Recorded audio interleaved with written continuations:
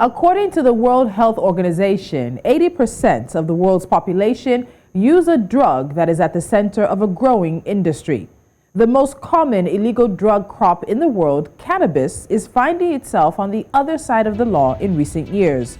Countries around the world have started legalizing medical marijuana, and growers and distributors are capitalizing on the growing cannabis industry. But has the wind of change started to sweep across the continent? The short answer is yes. The prospect of legalized cannabis in Africa, unimaginable less than a decade ago, is accelerating, driven by the potential for much-needed revenue and the impact of the COVID-19 pandemic. At least 10 African countries are enacting some form of legal framework for the product, while many others are considering a move in a similar direction. Prohibition Partners, a research and consulting firm specializing in the legal cannabis industry, say Africa's legal marijuana industry could be worth as much as $7.1 billion by 2021. This projection focused on the legal and regulated cannabis markets in South Africa, Zimbabwe, Lesotho, Nigeria, Morocco, Malawi, Ghana, Eswatini, and Zambia. The global cannabis market is projected to reach $90.4 billion by 2026, recording a compound annual growth rate of 28% in terms of value. In 2017, Lesotho became the first African country to legalize cannabis on the continent, followed by Morocco earlier this year. Meanwhile, international companies involved in cannabis processing are flocking to the continent in hopes of cashing in with investments in cannabis cultivation in various parts of Africa in the past 5 years. What potential does the legal cannabis industry hold for the continent? Today, we're taking on a topic that has been and will be a hot-button issue for some years to come. I'm Tolulope Adeleru-Balogun. Welcome. This is Business Edge.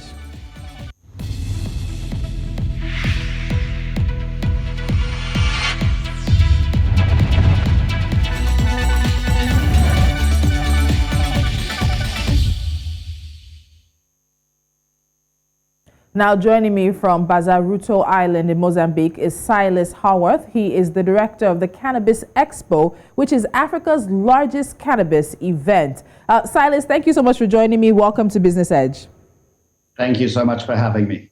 So let's talk about this wind of change we're seeing sweep across the world and see how much of that wind has made it to the continent. We are seeing legalization, decriminalization, and now, of course, industrialization of cannabis from around the world. But when you see some of the changes that are slowly but surely happening on the continent, the reasons for those changes are slightly different, possibly, from what we're seeing in the West. So tell me, what do you think is behind the wind of change regarding marijuana and cannabis that you're seeing on the continent? Yeah, certainly change is coming, and it's amazing. Some people, or most people in the cannabis industry would probably argue that change is not coming fast enough, but it certainly is coming. And it's amazing to see just in the last few years the difference that the change that has actually been sweeping across the world and now across Africa as well. Government departments are taking notice and realizing as different countries around the world, in Canada, in Europe, different states in America, as they are, and even in South America, as they are opening up their cannabis regulations and actually legalizing cannabis in different levels and some full legalization, we've seen the massive economic benefits for those territories, and certainly governments in the rest of the world and across Africa are taking notice of that and realizing that this is something that this amazing plant can actually produce so much. There's so many different products that have benefits for your health. There's so much potential from this one incredibly versatile plant, and that potential is the ultimate potential, the ultimate end goal is reaping the economic benefits from it, the job creation that comes with it, the international funds that get poured into, especially in Africa, where we can grow and produce cannabis at a relatively cheap price to supply the global demand. And so it's a very, very exciting space to be in. Africa is an extremely exciting region to be in from a cannabis growth perspective. The winds of change are blowing. All right, so the winds of change are blowing, but there's still some very strong pillars that they're meeting here on the continent, be them moral, religious, as well as cultural. As much as we know, they say that the industry could be worth about $7.1 billion by 2023. But do you think that the business case, the employment case, the revenue and profit case can possibly override the arguments, the moral, the religious, the drug use arguments as well? Recently, we saw the First Lady of Uganda, Janet Museveni, who was speaking against those pushing for Uganda to legalize, saying that cannabis is demonic and satanic and that it will encourage young African children to do more drugs. So is there really an opportunity for the business case to override some of those very strongly held moral arguments around this? What's very interesting about the cannabis industry and what most people, I think, don't quite understand and quite realize is actually how broad the cannabis industry itself really is. And it's not just about recreational cannabis use. There's a massive health aspect. There's so many different extracts from cannabis that you get, like CBD, for example, which does not get you high, but has huge potential health benefits. And that, just the CBD market, is a huge market on its own.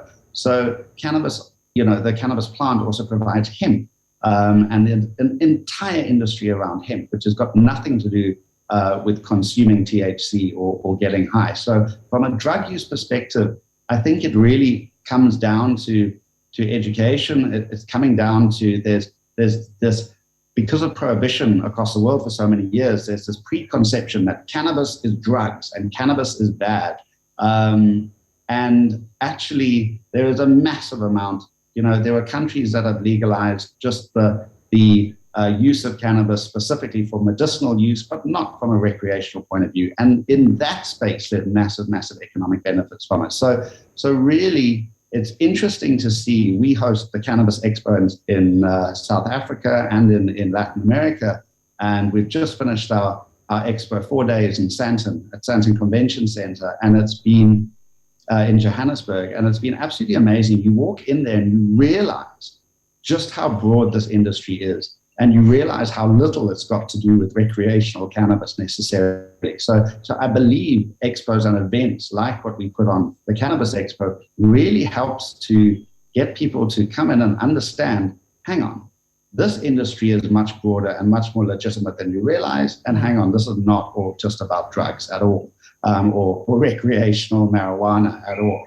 And that, I think, will start changing perception, and certainly is changing perceptions here in sub-Saharan Africa, and in our neighboring countries around South Africa. We've had the health minister of Zimbabwe at our Cannabis Expo, engaging with the public, engaging with business leaders here, and we have cannabis business leaders from all over the world actually coming and sharing their knowledge about the cannabis industry and what it can do for Africa.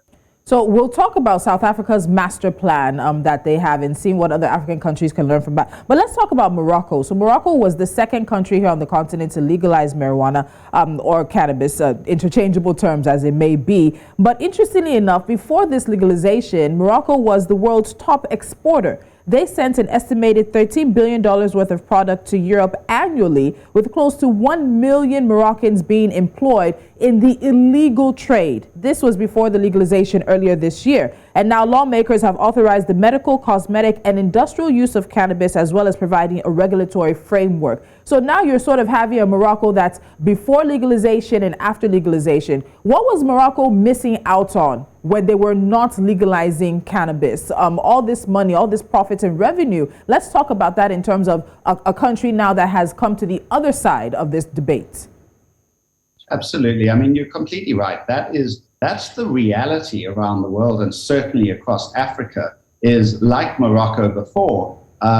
Every single African state is producing and exporting cannabis right now, and the vast majority of that illegal. So, it is happening. It has been happening for many years. And the illegal trade of cannabis continues. So the benefits of actually bringing it into, regulating it, actually bringing it into the fold, the legal cannabis industry, providing a legal cannabis industry, allows government to take it from an massive illegal illicit industry and control it and regulate it, and actually, if they do it right, make sure that it's an economy that works for all their people. And the potential really is there. So I want to come back to these fears, because anyone watching will say that we have to make sure that we find a way to address the fears that many Africans, both parents, whether they're moral arguments or not, have. And one of the fears, again, is about the fact that legalizing this will lead to an increase in consumption, even though the data doesn't necessarily support that. But when it comes to the frameworks and regulation around that, is there a way to address those fears? Is it about licenses being quite premium, making sure that you weed out speculators, even ensuring that what is produced is only for exports and not for local use? How is it possible for the industry as well that's growing here on the continent to address the fears that many on the continent continue to have? You know, it is very interesting. I believe that's where the Cannabis Expo and events like that really need to take place. And we are looking at pushing into different African territories as well, because what we have seen, we launched the Cannabis Expo in South Africa in 2018, just a few years ago. And it's amazing to see the amount of people who come in. South Africa is still considered, has been and is still considered a relatively conservative country. And we have had very much the same fears. There was very much the same stigma. And an event like this really helps people overcome it. We had 10,000 people walking through our expo doors just in the last 4 days. Was on from Thursday to this last Sunday. And it's people from all walks of life, and older, younger, conservative people, and some rusters as well. So, you know, it's from across the spectrum, and it's very, very interesting to see when people come in. Every single person you speak to, without fail, says, wow, we didn't realize just how versatile this plant is. We didn't realize what a legitimate industry this actually is. So it's from the average person's perspective, as well as the government delegates who are there, as well as the different industry leaders who are there. Anyone who walks into a space like that and realizes the potential of cannabis does come out with a completely different perception. And we've certainly seen a shift and an acceleration in this country with the cannabis industry, thanks to our expo just in the last few years. All right, Silas, hold the line. When we come back, we'll look at South Africa's master plan and get your thoughts on that. Then also a concern about where the industrial scale cultivation of this could leave the majority of Africa's small-scale farmers, with, of course, small-scale farming being what happened majorly here on the continent. We're looking at Africa's growing cannabis trade. More than 10 African countries are working towards regulatory legalization of cannabis, and many more are considering it. What economic potentials does this plant hold for the continent? We'll be right back.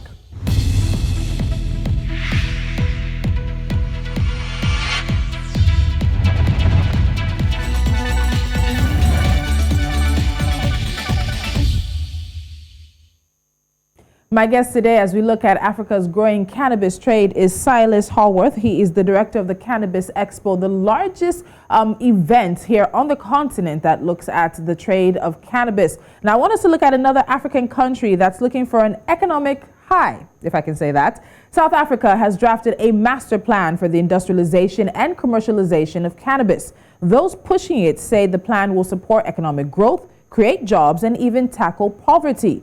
Now, Silas, what do you think of the plan? And what can other countries interested in this particular path that South Africa has taken learn from the master plan? So tell us all about it. We're extremely excited about it, especially being based in South Africa.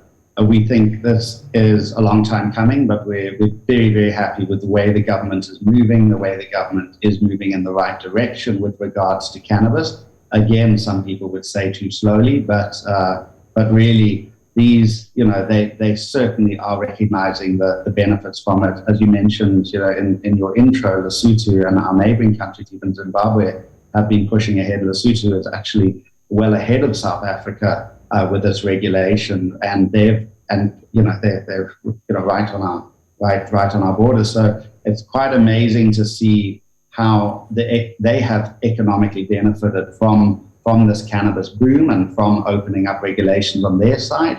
Certainly from a South African perspective, it's extremely encouraging.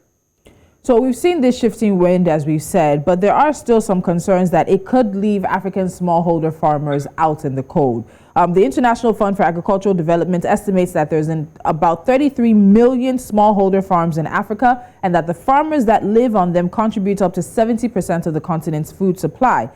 But this kind of conversation we're having is about industrial scale cultivation and production, which will likely leave Africa's smallholder farmers out. How can they be brought into the fold? Because if we're looking at this to create jobs and to help tackle poverty, they have this area of the continent employs the most people on the continent. It also creates the most jobs. So how do we integrate them into this system so that they're not left out in the cold?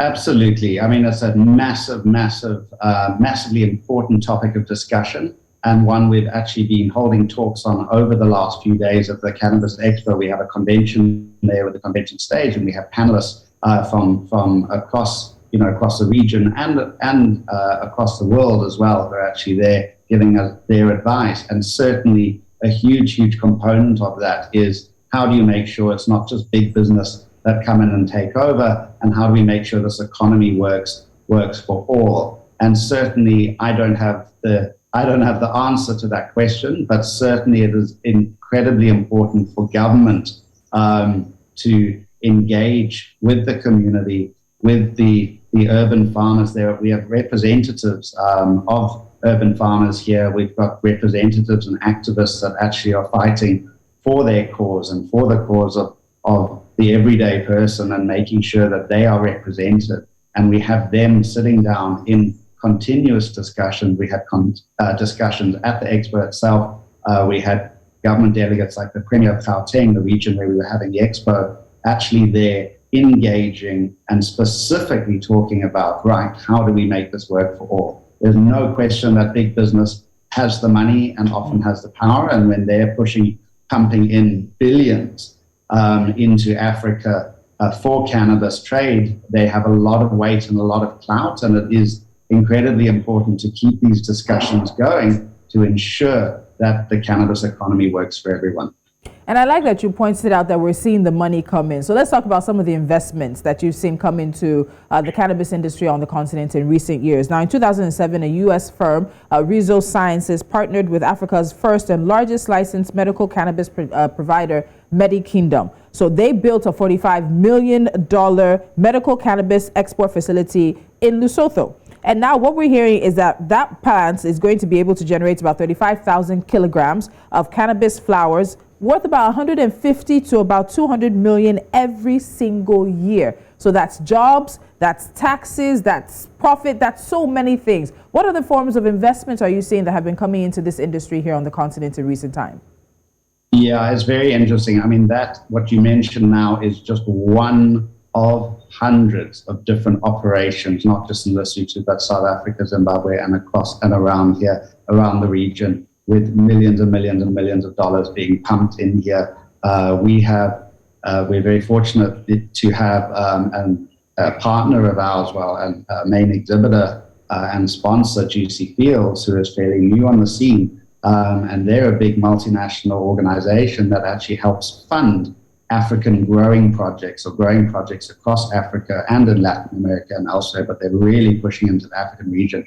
And they're bringing millions of dollars of foreign investment to try and help grow the industry here. What's also interesting to note is it's not just about growing and exporting, and that's another discussion that's been having. You know, we don't want cannabis just to be the new mineral, the new gold that gets pulled out of South Africa and processed, or out of Africa and processed elsewhere.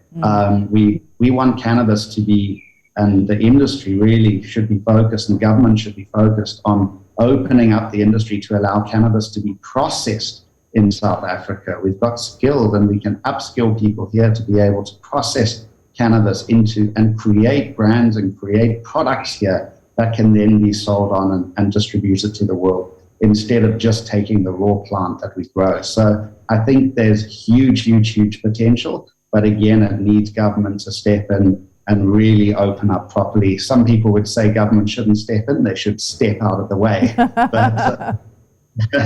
But certainly governments across Africa need to open up and need to realize the benefit that cannabis can bring the entire economy in each different territory. And you've brought us to the tail end of this conversation now, which, of course, many people believe governments, particularly on the continent, have no business doing business. They should just set up the regulatory framework, the enabling environment, and let people do what they need to do. But as we see this industry grow, we see the numbers, of course, globally, it's going to be looking at 90.4 billion on the continent, about 7.1 billion in the next 2 to 3 years. If a country, an African country, decides to legalize cannabis, whether they decide to legalize it for recreational, local consumption, or of course for exports, what are the top 3 things you think they need to get right? They need to have on their mark as they look to sort of, go into this really unknown, exciting frontier that so many people are really excited about? I think the most important thing, really the most important thing for governments to consider and for people to consider when trying to open up a cannabis economy is talk to the stakeholders. There are already, in every country, there are already people playing within the cannabis space. There is so much knowledge out there in the international community of so many countries and territories that have already been through this and gone through these hurdles and have opened up, and sometimes in the wrong way, and sometimes had to tweak their economies or their regulation or their rules to actually get it right and make it work for people. So that's why it's really important to have events like the Cannabis Expo to get the entire industry together, even in its infancy, even when it is still illegal, to try and actually foster those conversations, try and get them going, and try and make sure that the different sides of the industry and the different interests across the board are represented there, and create a proper working platform that will work for everyone. All right, Silas, thank you so much. We know this is really just the tip of the iceberg with, as you call it, the cannabis economy and the potential it holds. We'll be seeing a number of different things and following the countries as they release their master plans and also address regulatory and legal frameworks. Thank you so much, Silas Howarth, the director of the Cannabis Expo, for joining me on Business Edge. It's a great pleasure. Thanks for having me. Thank you so much. And we're seeing a lot of movement. As I told you, Morocco became the second African country to legalize marijuana, but has also now become the first country to actually export it officially to Europe. In Lesotho, a growing permit costs $37,000. And in Zimbabwe, which prioritizes local licensees, commercial growth requires a $50,000 license fee. There is money, a lot of money in the cannabis economy, but can that business case be made to override some of Africa's religious, moral, and of course societal concerns as it has to do with cannabis? It is a situation of time that will tell, and we'll be watching to see how African countries address this issue. You're watching News Central. This is, of course, Business Edge. When we come back, NC4 to Watch will wrap up the show.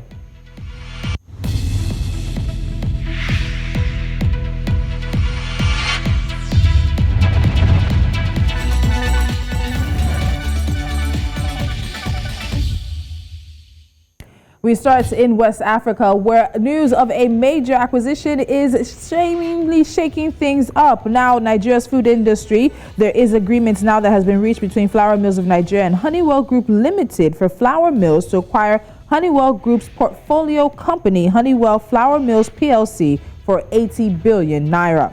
The International Monetary Fund says support for South Sudan's ailing economy is pegged on the government's willingness to open to an accountability probe. The IMF wants President Salva Kiir's government to account for past loans, prosecute corrupt officials, and improve financial discipline and transparency in the use of public resources, especially earnings from oil. Somaliland has launched officially a renovated Berbera International Airport, seeking a slice of the growing aviation earnings in the region. President Musa Bihi officially announced that the airport is open to commercial operations. And finally, some farmers in Tanzania could be smiling to the bank very soon. Now, this follows South Africa's decision to allow Tanzanian avocado growers to bring in their produce. An application for market access was submitted to South African authorities 10 years ago. And that, of course, unfortunately was stalled, partly due to concerns over the protection of South Africa's local avocado growers. A lot of interesting things happening there, and we'll be keeping our eyes out for them. Don't forget, at 12 noon West African time, News Central Now brings you all the latest from here on the continent and around the world. I'm Tolulope Adeleru-Balogun, 11 a.m. West African time, Monday through Friday. We talk business, economic, financial stories from here on the continent. Do have a pleasant day.